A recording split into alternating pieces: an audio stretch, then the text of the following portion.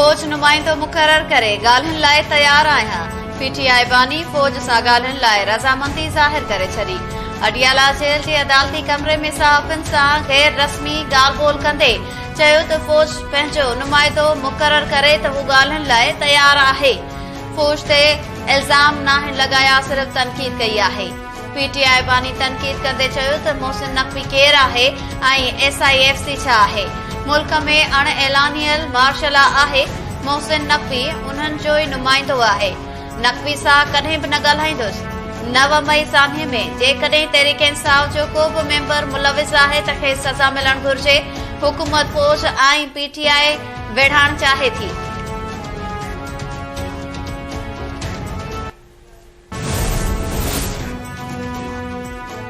सुदसमा वारे वफ़ाक़ी वज़ीर अता तारड़ पीटीआई बानी खे मुल्क लाइ सिक्योरिटी रिस्क करार ॾेई छॾियो। चवे थो पहिरियां चवंदो हो त न छॾींदुसि, हाणे चवे थो ॻाल्हियूं कयो। इदारे खे न्यूट्रल हुजणु शायदि पीटीआई बानी खे क़बूल नाहे। ही सोशल मीडिया ते एस्टेब्लिशमेंट ख़िलाफ़ प्रोपेगंडा करे रहियो आहे।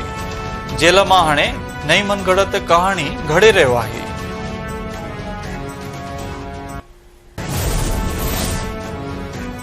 पंजाब जी सीनियर वज़ीर मरियम औरंगज़ेब जी पीटीआई बानी ते तनक़ीद। संदसि चवणु आहे त पाण मुरादो इनक़लाबी फौज सां कहिड़ियूं ॻाल्हियूं करणु चाहे थो। पाण मुरादो इनक़लाबी चवंदो हो त माफ़ी न वठंदो, पर हाणे मिनतू करण ते लही आयो आहे। हू फौज सां ॻाल्हियूं न पर माफ़ी चाहे थो। कानून वारे वज़ीर आज़म नज़ीर तरड़ चयो आहे त कंहिंखे क़त्ल जी फतवा ॾियण जो अख़्तियार नाहे। अहिड़नि बयाननि ते रियासत जे ज़ीरो टॉलरेंस पॉलिसी हुजणु घुर्जे। हुकूमत ऐं अपोज़िशन हिक पेज ते अची विया। मामले ते पार्लियामानी कमेटी ठाहिण जो फ़ैसिलो। कानून वारे वज़ीर आज़म नज़ीर तरड़ चयो आहे त अॼु हिक निशानी ते सुभाणे को ॿियो हूंदो।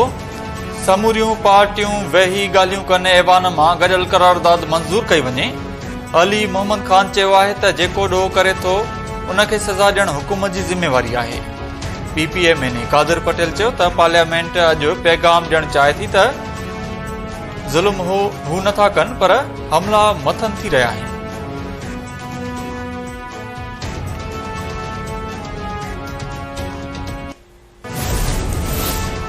इलेक्शन खां पोइ वाबस्तगी ज़ाहिर कंदड़ उम्मीदवार ॿीहर कंहिं बि पार्टी में शामिल थी न सघंदो। क़ौमी असेंबली में इलेक्शन एक्ट में तरमीम वारो बिल पेश। तरमीमी बिल हुकूमती MNA बिलाल अज़हर कियानी पेश कयो। मुखालिफ़ धुर पारां बिल जी मुखालफ़त नो नो जा नारा। अमजद अली ख़ान बि आइन जे आर्टिकल 9A में तरमीम वारो बिल बि पेश कयो।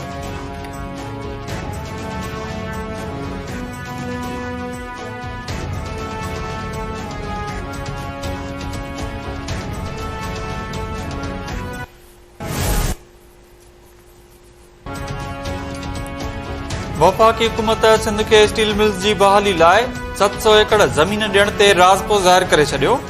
वॾे वज़ीर सैयद मुराद अली शाह सां सनअत ऐं पैदावार वारे वफ़ाक़ी वज़ीर राना तनवीर जी मुलाक़ात। पाकिस्तान स्टील मिल्स जे इज़ाफ़ी ज़मीन ते स्पेशल इकोनॉमिक ज़ोन क़ाइमु करण बाबति ॻाल्हियूं। वॾे वज़ीर सैयद मुराद अली शाह चयो आहे त सिंध काबीना फ़ैसिलो कयो त स्टील मिल्स लाइ 700 एकड़ ज़मीन रखी वञे, जंहिं ते पुराणो प्लान बहाल कयो वञे या नओं प्लान लॻायो वञे। 4840 एकड़नि ते स्पेशल इकोनॉमिक ज़ोन क़ाइमु करण जो फ़ैसिलो थियो आहे। उहो सिंध ऐं वफ़ाक़ी हुकूमतुनि जो गॾियल मंसूबो आहे। वफ़ाक़ी वज़ीर राना तनवीर जो चवणो हो त सीड़पकार स्पेशल इकोनॉमिक ज़ोन खे तरक़ी वठाइणु चाहिनि था। सिंध ऐं वफ़ाक़ी हुकूमतूं पंहिंजो पेपर वर्क मुकमिल कनि त जीअं सीड़पकार कमु शुरू करे सघनि।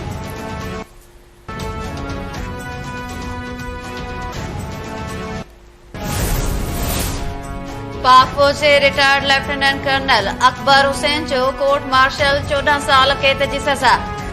ISPR मूजिब retired lieutenant colonel Akbar Hussain खे आर्मी एक्ट 1952 तहत फौजी एहलकारनि खे बग़ावत लाइ भड़काइण जे इल्ज़ाम में सज़ा ॿुधाई वई।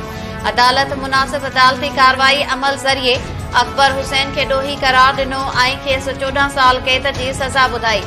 सज़ा तहत ऑफिसर जी रैंक 26 जुलाई 2024 खां ज़ब्त कई वई।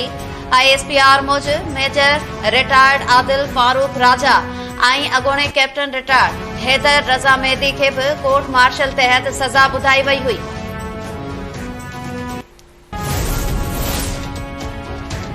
ईरान जे नए सदर मसूद पज़क्शियान उहिदे जो कसब खणी वरितो।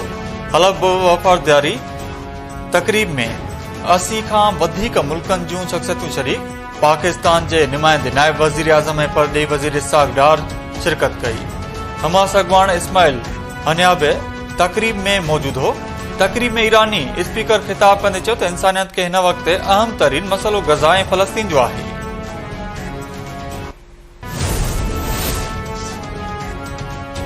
तहरीक इंसाफ़ बिजली अघनि में वाध जो ज़िम्मेवार नून लीग ऐं पीपल्स पार्टी खे करार ॾेई छॾियो।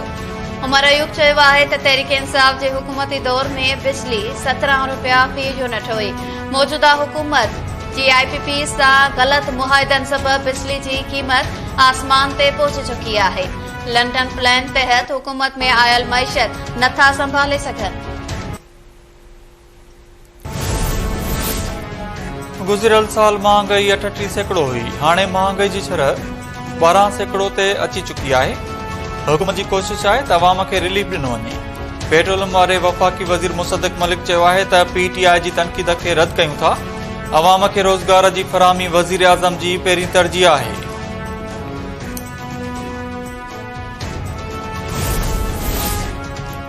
सिंध जे क़ौम परस्तनि क्यामाड़ी जे सामूंडी बेट जी 6000 एकड़ ज़मीन ॾियण वारो फ़ैसिलो वापसि वठी ज़मीन जे मक़ामी माण्हुनि खे मालिकी ॾियण जो मुतालबो करे छॾियो।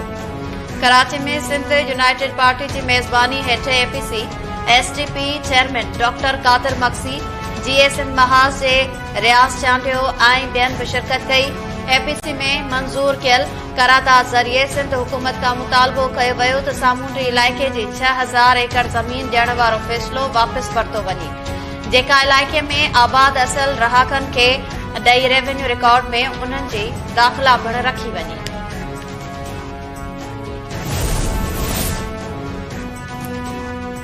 पनियाकिल जे कचे वारे इलाइक़े में ज़मीन जी मालिकी तां ॿिनि धुरनि में जहिड़ो हिकु ॼणो क़तल। ॻोठ मोहब्बत महर में महर बिरादरी जी ॿिनि धुरनि में ज़मीन जी मालिकी तां झेड़े दौरान फायरिंग में शोभान महर मारिजी वियो। लाश वाक़े वारे हंधि पियल। इतलाह ते पुलिस वाक़े वारे हंधि रवानी, धुरियूं मोर्चा बंदि।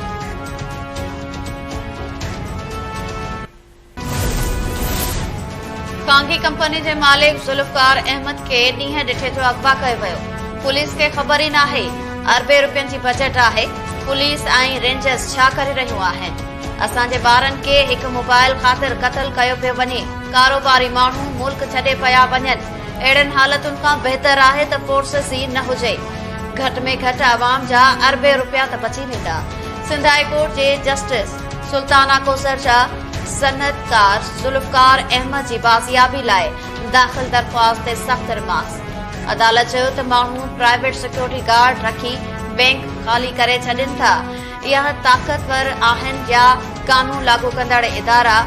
अदालत दरख़्वास्त मोकिलाईंदे चयो त ज़ुल्फ़कार अहमद संदसि घर भातियुनि या कंपनी जो को मुलाज़िम अगवा थियो त ज़िम्मेवार हद जो SHO हूंदो। सिंध जे मुख़्तलिफ़ इलाइक़नि में वक़्फ़े वक़्फ़े सां किथे तेज़ त किथे हल्की बरसात। मौसम ख़ुशगवार थी वई। गादी वारे शहर कराची में घुट ऐं ॿूसट बाद ककर वसी पिया। किथे तेज़ त किथे हल्की बरसात जो सिलसिलो मुख़्तलिफ़ इलाइक़नि में जारी। नवाबशाह, सराड़ी, घारो दाबेजी में तेज़ बरसात। हाला, मटियारी, सेखाट, खैबर, बहुदेरो, शाहपुर, चाकर ऐं भरपासे में ककर वसी पिया। थाणो बुलाखाना ऐं थाणो आरब खान में बि वसकारो। कोहिस्तान जे इलाइक़नि में बरसात तेज़ ऐं हल्की बरसात बाद मौसम ख़ुशगवार थी वई। अक्सर इलाइक़नि में मवासिलाती निज़ाम डावाडोल थी वियो। पाणी रोड रस्तनि ते बीहण सबबि रहवासी ॾुखियाईनि खे मुंहुं ॾियण ते मजबूर।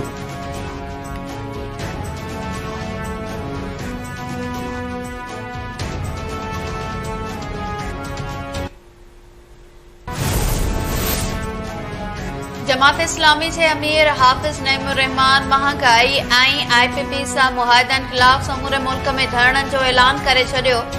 रावलपिंडी में धरणे खे ख़िताब कंदे हाफ़िज़ नईमुर रहमान चयो त पहिरें मरहले में सुभाणे गवर्नर हाउस कराची आॾो धरणो हयो वेंदो। ॿिए मरहले में लाहौर ऐं मुल्तान में बि एहतजाज कयो वेंदो। हुकूमत खे मुतालबनि जी मंज़ूरीअ लाइ 2 ॾींहनि जी मोहलत ॾेई रहिया आहियूं। 3 अगस्त ते फ़लस्तीन ऐं 5 अगस्त ते कश्मीरनि सां यकजहतीअ जो ॾिहाड़ो मल्हायो वेंदो। जमात इस्लामी जो धरणो 5 ॾींहनि में दाख़िल। हुकूमत सां ॻाल्हियुनि जो ॿियो दौर शुरू न थी सघियो, अॼु ॿीहर ॻाल्हियुनि जो इम्कान।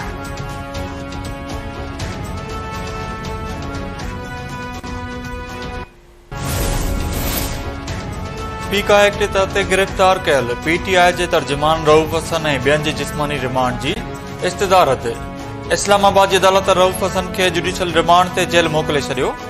FI जे प्रोसिक्यूटर वधीक 5 ॾींहनि जे जिस्मानी रिमांड जी इस्तदा कई हुई।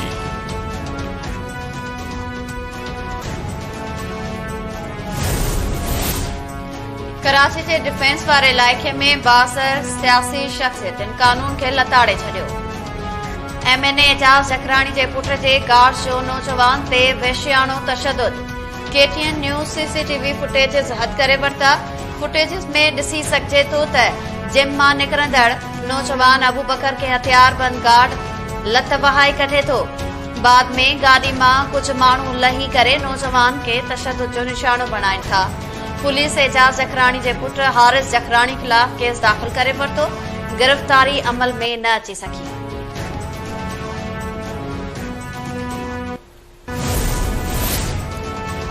CTD हैदराबाद 14 अगस्त ते दहशतगर्दी जी रिथाबंदी नाकाम बणाए छॾी।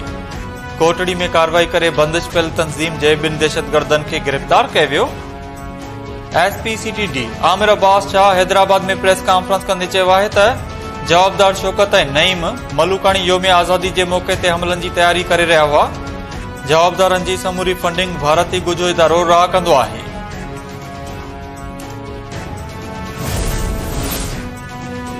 नवाबशाह में क़ौमी एहतसाब ब्यूरो नेब जो MNA गुलाम मुस्तफ़ा शाची अॻूणे मैनेजर ऐं फूड इंस्पेक्टर गुलाम अली ख़ासतेली जे घर ते छापो। नेब टीम घर में पयल रिकॉर्ड, लैपटॉप ऐं मोबाइल फोन तहवील में वठी छॾियो। फूड इंस्पेक्टर गुलाम अली ख़ासतेली ते 1 अरब 60 करोड़ रुपयनि जी करप्शन जो इल्ज़ाम आहे, जंहिं सबबि खेसि मुअतल पिणु कयो वियो हो। ऐं क़ौमी टीम जे अॻूणे कप्तान वकार यूनिस खे पाकिस्तान क्रिकेट बोर्ड में अहम उहिदो ॾियण जो फ़ैसिलो। ज़रन मूजिब PCB chairman Mohsin Naqvi board जा समूरा मामला वकार यूनिस हवाले कंदो। वकार यूनिस मेंस क्रिकेट में इंटरनेशनल ऐं डोमेस्टिक सिलेक्शन जा मामला ॾिसंदो। रांदीगरनि खे ॿाहिरि मुल्क खेॾण लाइ NOC जी मंज़ूरी बि वकार यूनिस ॾींदो।